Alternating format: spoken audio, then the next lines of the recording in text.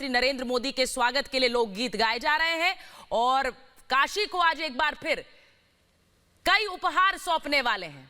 1500 करोड़ की सौगात सौंपने वाले हैं। सृष्टि के रुख कर रही हूं। सृष्टि, आज कई उपहार सौगात काशी को सौंपेंगे प्रधानमंत्री नरेंद्र मोदी। उसकी तो तस्वीर हम देखेंगे ही, लेकिन आज जो संदेश देंगे वो चुनावी आगाज भी होगा काशी से 2022 के लिए। बिल्कुल सुचारिता, जैसा आपने कहा कि एक चुनावी आगाज के रूप में भी हम यहां पर देख पा रहे हैं और कल खास तौर पर प्रधानमंत्री ने शाम 5 बजे ये ट्वीट करके कहा था कि काशी के लिए हमारा जो दृष्टिकोण है वो ये है कि आने वाली पीढ़ी के लिए गुणवत्तापूर्ण सुविधाओं का निर्माण करना ताकि काशी का विकास हो सके, ये हमारा दृष्टिकोण है। तमाम परियोजना 1500 करोड़ से ऊपर की जो परियोजना है वो प्रधानमंत्री यहाँ काशी की जनता को सौगात देने वाले। सबसे पहले मैं तैयारियों की तस्वीर यहाँ पर दिखाऊंगी। ये आईटी ग्राउंड आप यहाँ पर देख पा रहे हैं। भारी फोर्स यहां पर तैनात की गई है। अंदर मंच है, हालांकि अंदर जाना अलाउड नहीं है। कार्यकर्ताओं को संबोधित प्रधानमंत्री सबसे पहला जो कार्यक्रम है वो यहीं से करेंगे। कोविड प्रोटोकॉल्स का पालन यहां पर किया गया है सख्ती के साथ में। नेगेटिव रिपोर्ट्स के साथ ही जो तमाम मुख्य अतिथि यहां पर पहुंचेंगे, फ्रंट रो पर जो बैठेंगे, वो नेगेटिव रिपोर्ट के साथ में उन्हें इजाजत दी गई है। इस वक्त आप देख रहे हैं तगड़ी चेकिंग यहां पर की जा रही है। जो तमाम कार्यकर्ता पहुंच रहे हैं उनके पास में जो ओरिजिनल पास है तभी उनकी एंट्री मिलेगी। अगर फोटोकॉपी भी है तो उनको यहां पर एंट्री नहीं मिल पाएगी। चूंकि कोविड है, उन तमाम नियमों का पालन करते हुए प्रधानमंत्री का ये कार्यक्रम यहां पर तय किया गया है। 2 बजे तक आपको बता दें कि प्रधानमंत्री यहां पर रहेंगे, अलग अलग विभाग में जाएंगे बीएचयू के, और इसके साथ ही करोड़ों की परियोजनाओं का शिलान्यास और लोकार्पण प्रधानमंत्री यहां पर करेंगे। इसके साथ 2 बजे वो रुद्राक्ष कन्वेंशन सेंटर में पहुंचेंगे। ये वो कन्वेंशन सेंटर है जिसकी 2015 में नींव रखी गई थी। इसके साथ आपको बता दें कि पूरा सेंटर जो है वो जापानी शैली में बनाया गया है। भारत और जापान की मैत्री की एक जीती जाती मिसाल हमें बनारस में देखने को मिलेगी। कुछ कार्यकर्ता यहां पर हैं जो हमें इस वक्त दिखाई दे रहे हैं, उनसे भी हम बातचीत करने की कोशिश करेंगे। आप लोग यहां प्रधानमंत्री के कार्यक्रम में पहुंचे हुए हैं, करोड़ों की योजना वो काशी वासियों को दे रहे हैं, क्या कहेंगे आप? देखिए, 15,000 करोड़ की योजना है जो कि यूपी में हमें लगता है कि अभी जो मछुद्रे स्मार्ट स्कूल जो बना हुआ है, मछुद्रे स्मार्ट स्कूल अगर आप जाके देख सकती हैं तो देख लीजिए। हमें लगता है कि वैसा स्कूल हमें लगता है पूरे यूपी में भी नहीं बना है। सौगात के तौर पे इससे अच्छा हमारे और भी उन लोगों को बिल्कुल और भी लोग हैं। देखिए, आप लोग यहाँ पहुंचे हैं, कार्यकर्ता हैं, कार्यकर्ता के रूप में काम करते हैं, कार्यकर्ताओं को संबोधित करेंगे, प्रधानमंत्री मनोबल बढ़ाएंगे, क्या कहेंगे?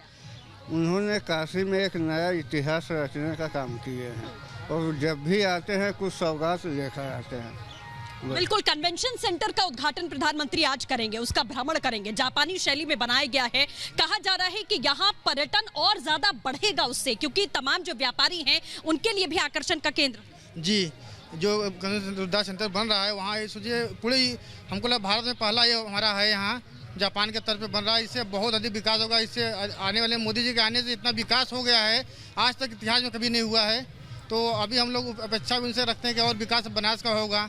जो सुविधाएं बची हैं वो भी मोदी जी के द्वारा पूरी हो जाएंगी। यहाँ हर सुविधा मिलेगी हम लोग को। बिल्कुल, हर सुविधा मिलेगी यहाँ पर। यहाँ के कार्यकर्ताओं का यही कहना है, यहाँ के लोगों का, यहाँ की जनता का यही कहना है कि तमाम जो सुविधाएं हैं जिसके लिए काशी तरस रही थी वो सुविधाएं प्रधानमंत्री के आने के बाद पूरी हो रही हैं। हम कन्वेंशन सेंटर की लगातार बात कर रहे हैं जो कि आपको बता दें जापानी शैली से बनाया गया है, जिसमें और तमाम जिस तरह से प्रधानमंत्री जब वाराणसी आए थे और पहली बार चुनकर आए थे लोकसभा चुनावी क्षेत्र से, तभी उन्होंने किस तरह से क्योटो से काशी की परिकल्पना की थी कि किस तरह से जापानी शहर क्योटो जैसा काशी बन सकता है। और तब से ही जापान और हिंदुस्तान की ये मैत्री को लेकर वहां परियोजनाओं की शुरुआत हुई, जिनमें से पहला रुद्राक्ष होगा, जैसा आप बता रही हैं। क्योंकि 2015 में जब शिंजो आबे आए थे हिंदुस्तान और वाराणसी गए थे, तब इसकी आधारशिला रखी गई थी। आज प्रधानमंत्री नरेंद्र मोदी का जो कार्यक्रम है वो भी आपको बता रहे हैं, जैसा सृष्टि ने बताया, जब वो वाराणसी पहुंचेंगे तो सीधे एडीवी ग्राउंड जाएंगे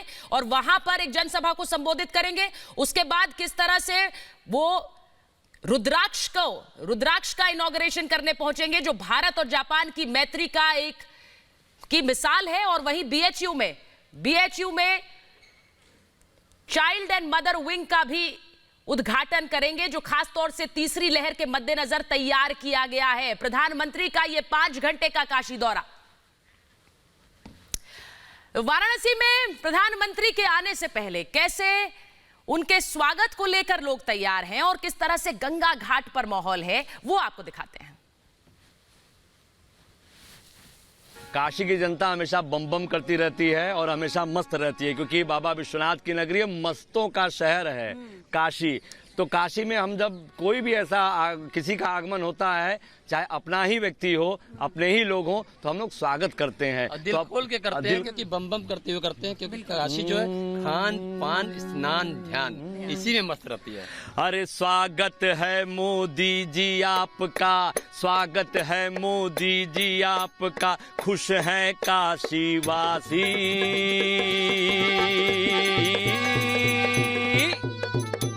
बम बम बोल रहा है काशी, बम बम बोल रहा है काशी, बम बम बोल रहा है काशी, बम बम बोल रहा है।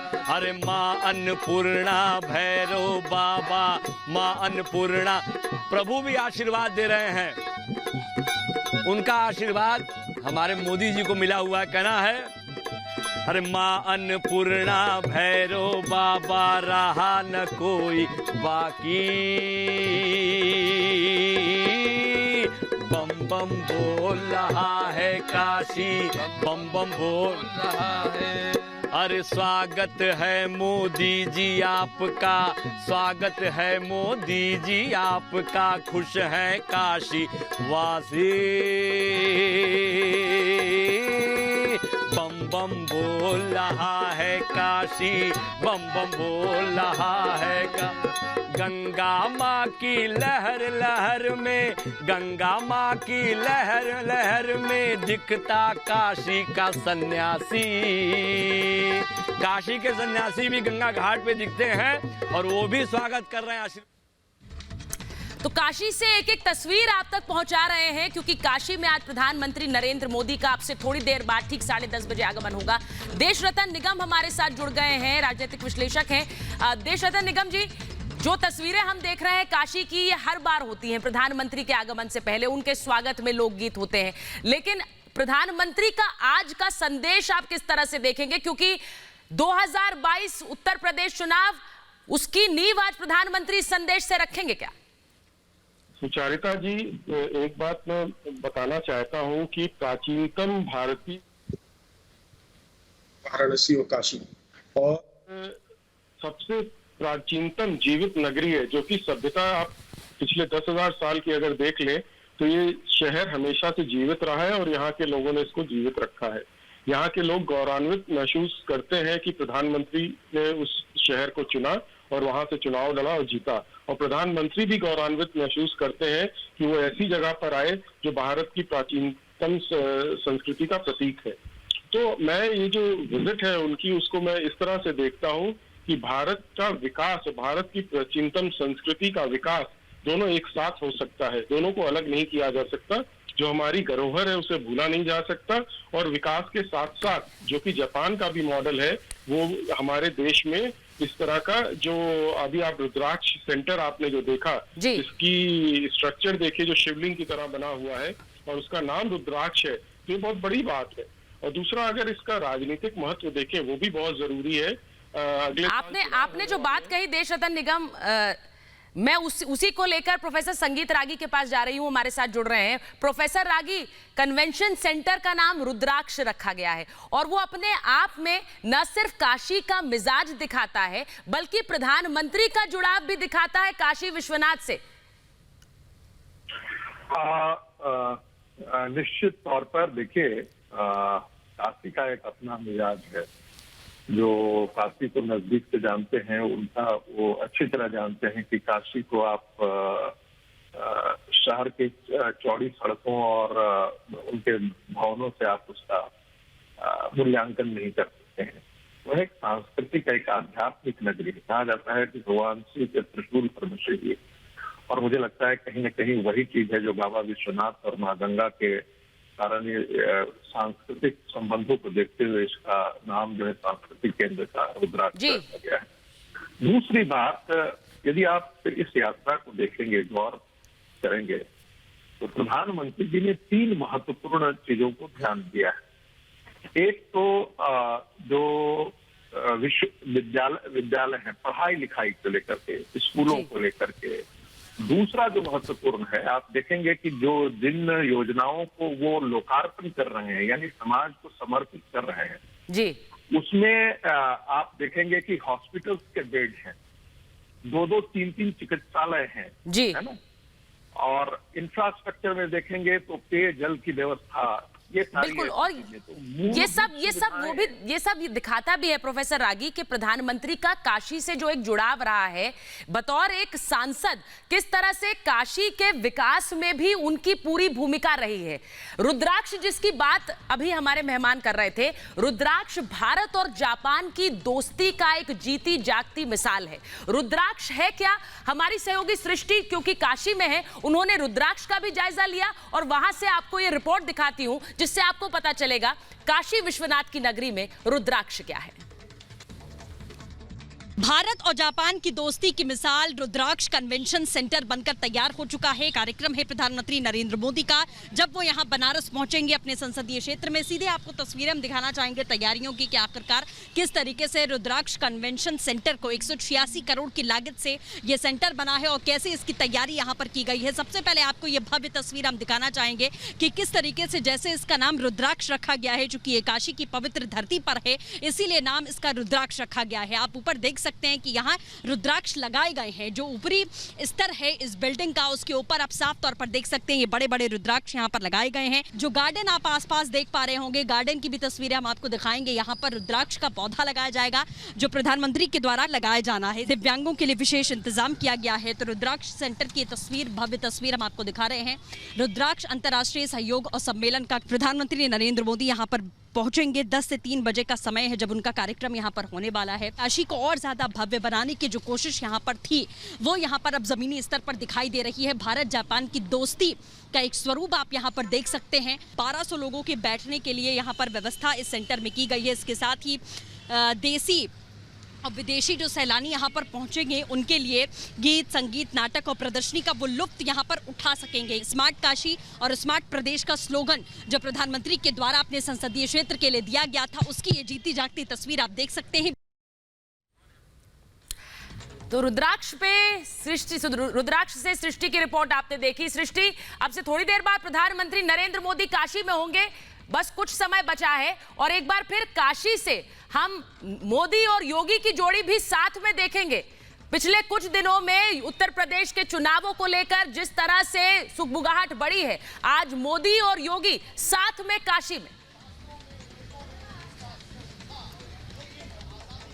बिल्कुल सुचारिता, बिल्कुल सही कहा आपने कि मोदी और योगी की जोड़ी एक बार फिर से हमें काशी में देखने को मिलेगी। हालांकि मुख्यमंत्री योगी आदित्यनाथ यहां 2 दिन पहले पहुंचकर जायजा ले चुके हैं जहां जहां पर प्रधानमंत्री का कार्यक्रम होना था। और आज बाबतपुर एयरपोर्ट पर जब 10:25 का समय बताया जा रहा है, अब से कुछ ही देर में प्रधानमंत्री जब वहां पर पहुंचेंगे तो आगवानी करने के लिए राज्यपाल आनंदीबेन पटेल और उत्तर प्रदेश के मुख्यमंत्री योगी आदित्यनाथ उनकी आगवानी करेंगे। और यही IIT ग्राउंड पर प्रधानमंत्री नरेंद्र मोदी का पहला कार्यक्रम होगा।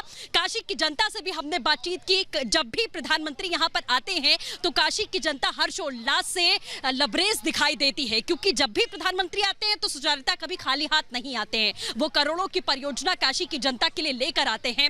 यहाँ के लोग कहते हैं कि काशी स्थिर थी लेकिन अब काशी को विकास मिला है। यहाँ की सड़कें नदी में नाव की तरह हिचकोले खाती थी जब गाड़ियां चलती थी, लेकिन अब सब कुछ यहाँ बेहतर हो रहा है। लोगों को रोजगार मिल रहा है, युवाओं को रोजगार मिल रहा है। और काशी को क्योटो तक का जो सफर प्रधानमंत्री ने दिखाया था वो आधे रास्ते से ज्यादा तो सफर तय कर चुका है, ये यहाँ की जनता कहती है। फिलहाल हम रुक रहे हैं एक छोटे से ब्रेक के लिए, लेकिन हम लगातार इस बड़ी खबर पर ग्राउंड जीरो से नजर बनाए हुए हैं। कुछ ही देर में प्रधानमंत्री नरेंद्र मोदी बाबतपुर एयरपोर्ट पहुंचेंगे, उसके बाद IIT ग्राउंड में अपने कार्यकर्ताओं को संबोधित करेंगे, रुद्राक्ष कन्वेंशन जाएंगे। हर एक तस्वीर आप देखिए सिर्फ और सिर्फ रिपब्लिक भारत पर। रुकेंगे एक ब्रेक के लिए, जल्द हाजिर होंगे।